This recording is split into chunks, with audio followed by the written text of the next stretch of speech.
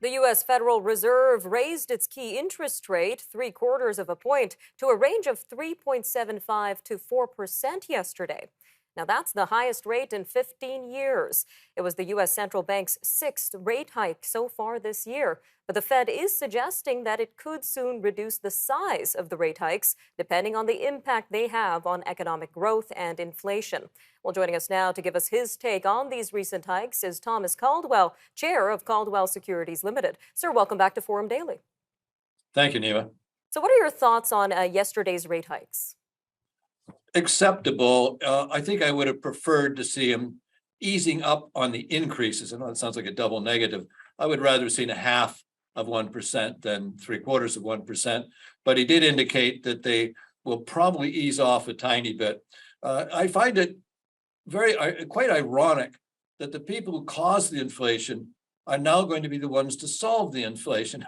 Remember, it's been central banks that printed the money, drove interest rates down to nothing, enabled governments to spend significantly, causing inflation. And now they're doing exactly the opposite, as if somehow they've ridden into town and now are the saviors of this terrible thing that somehow it happened. So it's a little bit ironic.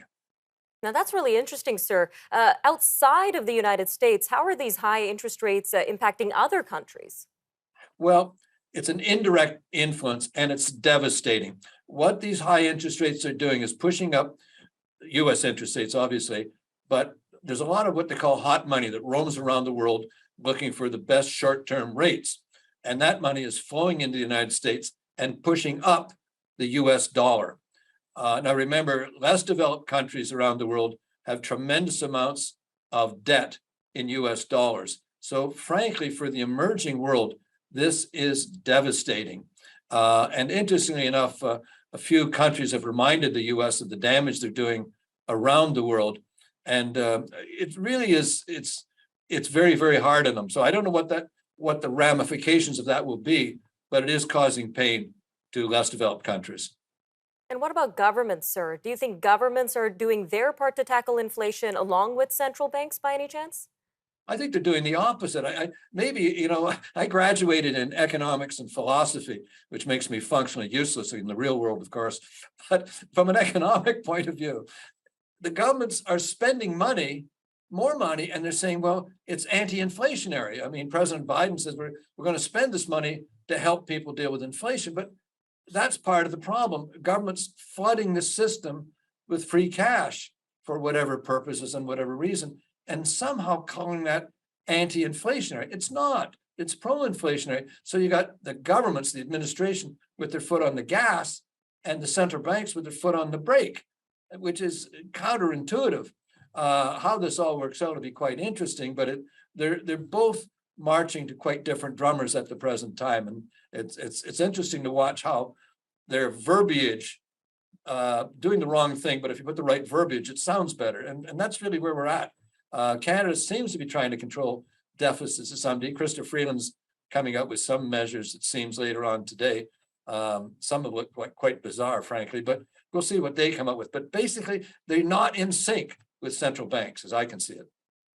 All right, sir. Well, I'm going to ask you the question that I'm sure a lot of our viewers are thinking. Do you foresee an end or easing in sight from central banks? Well, again, it sounds kind of perverse. It'll be an easing of the tightening, if that makes sense to anybody. I think Mr. Powell already indicated that the next increases may not be at this level.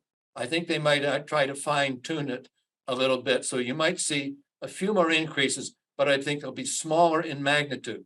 Remember, central banks have put the economies into the ash can on many occasions in the past, because tightening money now doesn't have an impact for maybe 12 to 18 months. And they're hitting a target that's way out there, and you don't know what the world is going to look like then. So you could be hitting with the impact of these measures at the worst possible time. So I think they're going to try to be a little bit more careful from here. Now, remember, interest rates have come up from ridiculously low levels of literally zero interest rates to close to the 4%, say, for Fed funds. That's not killer at this point in time, but they might have a few more little increases, fine tuning it. But I think they're going to be careful at this point in time, because they can do real damage 6, 12, 18 months from now. Lots to keep our eyes on. Mr. Caldwell, always great having you on Forum Daily. Thank you again for your time today. Thank you, Nima. All the best.